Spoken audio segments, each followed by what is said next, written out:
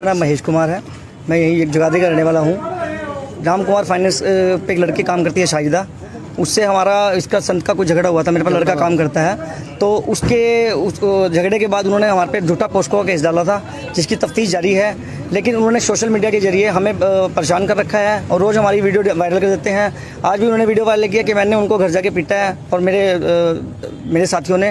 लेकिन आज मैं वहाँ पे मौजूद नहीं था, मैं तो आज कोर्ट में मौजूद था सारा दिन और हमें परेशान किया जा रहा है। और जो लड़की द्वारा आरोप लगाया गया है कि आपने उनके साथ छेड़छाड़ की, क्या वास्तविक में सच्चाई है? सर कुछ नहीं है, सब झूठ है, सब झूठ है सर जी, सब झूठ है जी।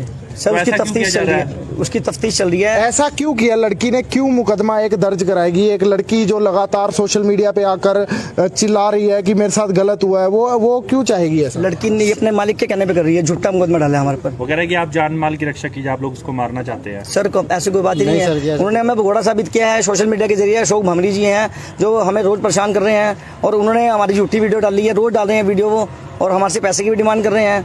और सर मतलब ये है कि हमें परेशान किया जा रहा है और हमारे पास आत्महत्या के लिए और कोई चारा नहीं है। तो आप देख सकते हैं कि लगातार कह रहे हैं आत्महत्या के अलावा कोई और कुछ नहीं है। एक बार बातचीत करने का जरूर प्रयास कर लेते हैं। शास्त्री जी क्या कुछ कहना चाहेंगे, क्या कुछ कहेंगे? शास्त्री जी क्या मामला हुआ था? आज खड़े हुए हैं सपोर्ट। देखो जी, आज कुछ समय पहले एक मामला आया था मेन स्ट्रीम मीडिया और सोशल मीडिया, और सही मानिए उसमें कुछ विषय आए थे। तो मेरे पास भी मेन स्ट्रीम मीडिया के कुछ फ़ोन आए थे कि जी शास्त्री जी आप उनके समर्थन में, या आपका संगठन उनके लिए खड़ा होता है।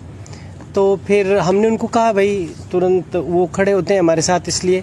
लेकिन अब पता चला है ये सोशल मीडिया कोई भंडारे वगैरह भी करने लग गया है, ये जगराते की पर्चियाँ कटने लग गई हैं। ये आप पत्रकारों पे है बात, अब ये आपने देखना है जी। ये क्या चीज़ है शास्त्री जी? ये एक व्यक्ति जिसको कानून ने एक प्रकार से उनका मुकदमा कैंसिल कर दिया है, वो बिल्कुल पूरी तरह ट्रांसपेरेंट है। उसको ये जो मीडिया है, सोशल मीडिया का एक प्लेटफॉर्म, इस परिवार को बदनाम करने के लिए किया जा रहा है। उस पर हमने भी कुछ कमेंट किए थे। मैं क्या सर, जो भी उपयुक्त पत्रकार हैं, आप जरा एक बार पूछ तो लो। लेकिन उस पर कोई प्रशासन की कोई रिपोर्ट नहीं उन्होंने छापी, किसी अधिकारी के बयान नहीं छापे। हो सकता है कुछ हुआ हो तो आप उपयुक्त मीडिया एक बहुत अच्छी बात है, लेकिन आप उस अधिकारी के पास जाके पूछे ना जिसके पास मैटर है, उनकी तो बाइट लगा दीजिए एक बार कि भाई ये हुआ था, आपने क्या किया। आपने बिना किसी से बात किए, बिना कुछ सोचे समझे, तो ये आप लोगों की भी सुचिता का यहाँ एक प्रकार से परीक्षा है जी। तो आप सभी इस विषय को समझें, संज्ञान में लें। और ये पैसे का भी कुछ वैसे कुछ बताने वालों ने बताया है कि ये तो कुछ बड़ी डिमांड थी, बार बार डिमांड हो रही हैं। कौन डिमांड कर रहा था? ये जो कौन तो ये कितने की पर्ची है? ये एक प्रकार की पर्ची नहीं है। एक महाराष्ट्र की भाषा में मड वाली एक शब्द चलता है। जब आप कोई फ्रिज लेने जाते हैं या कुछ और चीज़ खरीदने जाते हैं तो उसके रेट होते हैं कि भाई 50 रुपये का लेंगे कि 20 रुपये का लेंगे, कि बीड़ी में ही दे दोगे, एक सिगरेट में दे दोगे, क्या वो सब रहता है। तो वही है कि भाई पहले 2100 फिर 1100। बाकी तो उस समय आदित्य जी, जयंत जी साथ थे, वो स्पष्ट बताएंगे कि ये क्या मैटर है। जयंत जी आप साथ, तो एक बार बातचीत कर लेते हैं। क्या मैटर हुआ था जयंत जी? देखिए, मेरे पास अपना महेश भाई का फ़ोन आया था कि भाई ये जो पत्रकार है, ये क्या ना शास्त्री जी का मांडवाली के नाम पर 50,000 की इनसे मांग कर रहा है। तो मैंने कहा 50,000 किस चीज़ के? कि भाई हम एक तो किसी में मतलब कि हमारे ऊपर कोई मुकदमा हो रखा है, उसमें हम निर्दोष हैं, और अपनी बात रखने के लिए हम 50,000 दें, और वो भी झूठ को। वो लोग 50,000 रुपये जी, इनका मेरे पास फ़ोन आया, फिर मैं वहाँ गया तो उस समय वो 11,000 रुपये आ गए। करते करते करते ये 1100 रुपये की पर्ची उन्होंने। ये किस चीज की पर्ची काटी है? कोई अखबार के, कोई एडवर्टाइजमेंट के, किस चीज की पर्ची काटी है? ये मांडवाली है जी, ये किसी की चीज़ की पर्ची नहीं है। ये इनकी अपनी जो सच बात है उसको रखने की एक तरह से रिश्वत मांगी है। उसके बाद जब ये 1100 हो गया ना, इसका रेट 1100 हो गया, उन्होंने फिर से इसको ब्लैकमेल करना स्टार्ट कर दिया। जो सच्चाई बताने के बाद भी एक प्रशासन जो कह रहा है कि भाई ये निर्दोष है, उसको दोषी करार साबित किया जा रहा है बार बार। आपने कंप्लेंट दी है? तो लड़की द्वारा एक मामला दर्ज कराया गया है कि पोस्को एक्ट में जो मामला दर्ज कराया गया है, क्या कुछ मामला था वो, उसके बारे में, क्योंकि लगातार सोशल मीडिया पे यही बात आ रही है कि आप लोग आरोपी हो, आप लोग भगौड़े हो, क्योंकि इसी तरीके की लगातार बात की जा रही है। देखिए, जब इनका मुकदमा दर्ज हुआ, जो पोक्सो का मुकदमा है वो 3 दिन बाद दर्ज हुआ है उसके। ये इनके ऊपर जो मारपीट हुई थी, इनके साथ जो अत्याचार हुआ था, उसको उन्होंने एक निरस्त करने के लिए, उसको कैंसिल करवाने के लिए एक रोज के जिसे कहते हैं उसमें पोस्ट को डाला है। और पोस्ट को 3 दिन बाद साफ दिख रहा है कि भी 3 दिन। और दूसरा, लड़की कहती है कि भी मैं वहां पर अपनी सिस्टर से पैसे लेने गए थे। भाई के पास प्रूफ है उस लड़की से जो नाबालिग है।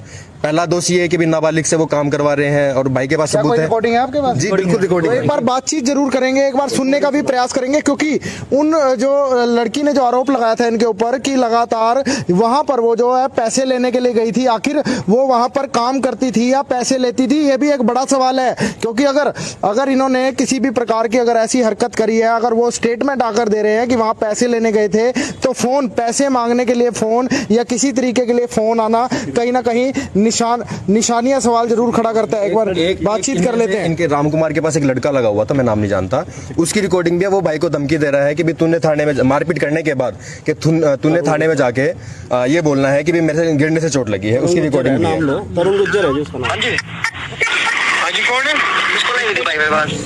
अच्छा मैं तरुण बोल रहा हूँ। अच्छा ठीक है भाई, छुड़वा दियो भाई से। भाई बस मैं जान लग रहा हमारा दूसरा महीना मिक्स हो जाता होगा। चल जाके ना मेरी छुड़ेगा, मेरी बात करा दियो। अरे जरूरत पड़ी ना तेरे को फोन करेगा, तुझे लुकाना जी, वो गिरा था मेरे आगे। हाँ वो कह दूंगा, कोई बात नहीं। ठीक है। अच्छा, मतलब कि अगर जो इनके चोट लगी थी तो ये कह रहे थे कि ये गिरा है, इस तरीके की बातचीत है। जी, तो अभी आपने जो एसएचओ साहब को कंप्लेंट तो देख सकते हैं तस्वीरें दी आप लोगों ने। हमने अभी जो कंप्लेन दी है वो राष्ट्रीय कदम के खिलाफ दी है। और राष्ट्रीय कदम एक सोशल मीडिया प्लेटफॉर्म है। ये रिकॉर्डिंग भी है इसकी, जो लड़की से बात हुई है। ये देखो, ये जो लड़की से बात हुई है, जो अपने आप को बता रही थी पैसे नहीं।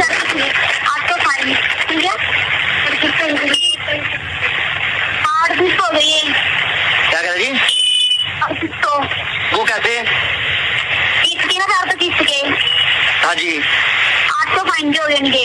अरे गरीब आदमी है मैडम जी, के ऊपर बेचारे को परेशान कर रहे हैं, छोटे छोटे बच्चे हैं इसके। गरीब की बात, ये गरीब की बात नहीं है, ये तो हमारी तरफ से सच है। मुकदमा क्या इसी के द्वारा दर्ज कराया गया, जो किस्त मांग रही है, जो किस्त के पैसे मांग रही है? बिल्कुल बिल्कुल। एक्चुअली क्या है, उन्होंने जो मुकदमा दर्ज करवाया है वो ये कहते हैं कि भाई लड़की के साथ छेड़छाड़ की है। और उनका जो कहने का मतलब ये है कि 5:30 के आसपास ये लोग गए हैं।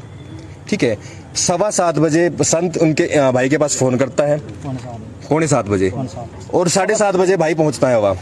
तो 5:30 और 7:30 में 2 घंटे का अंतर है। जो उनके बयान है उसी में ही वो ये भाई निर्दोष पाए जाते हैं। तो लगातार जो बातचीत की जा रही थी पोक्सो एक्ट में कि आप लोगों के ऊपर जो लगातार बात की जा रही थी कि आप लोगों ने लड़की छेड़ी है, तो ये किस्त मांगने के लिए इसने फोन किया था। किस्त मांगने के लिए इसने फोन किया था। सिर्फ हमारी फोन पे बात हुई थी और हमारी लड़की से कोई बात नहीं। लड़की बोलती है कि उन्होंने मेरे साथ अभद्र भाषा का प्रयोग किया और मेरे से छेड़छाड़ की।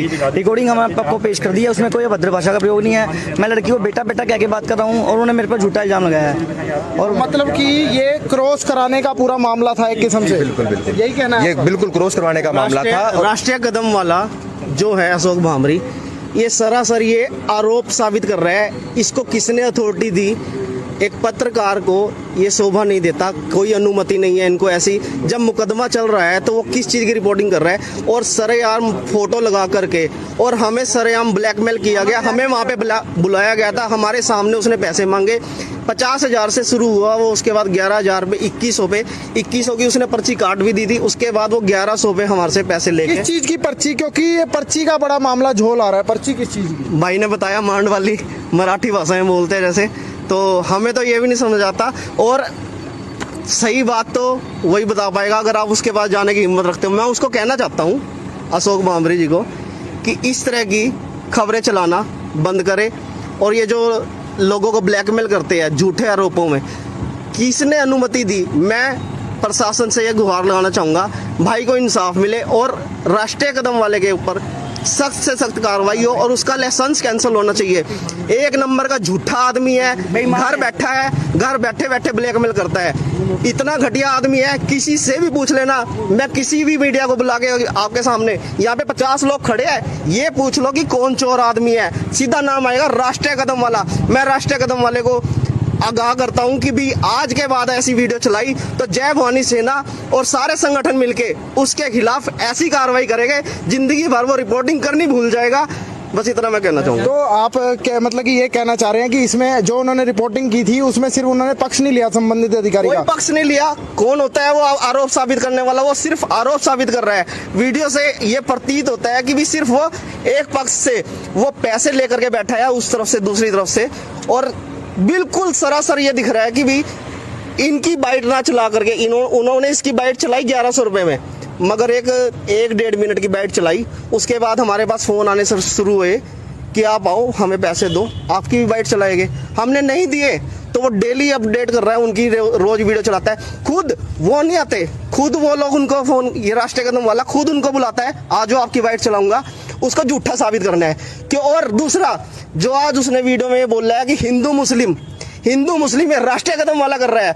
हम आज भी बताते हैं, ये भाई हमारे साथ था सुबह 10 बजे से, और 11 बजे हम लज्जा राम जी के पास बैठे थे। जो वो कह रहा ना कि 11 बजे थप्पड़ मारा उसकी बुआ ने आकर के, मैं बताता हूँ, अगर वो सच्ची है क्यों नहीं मिला उसको इंसाफ?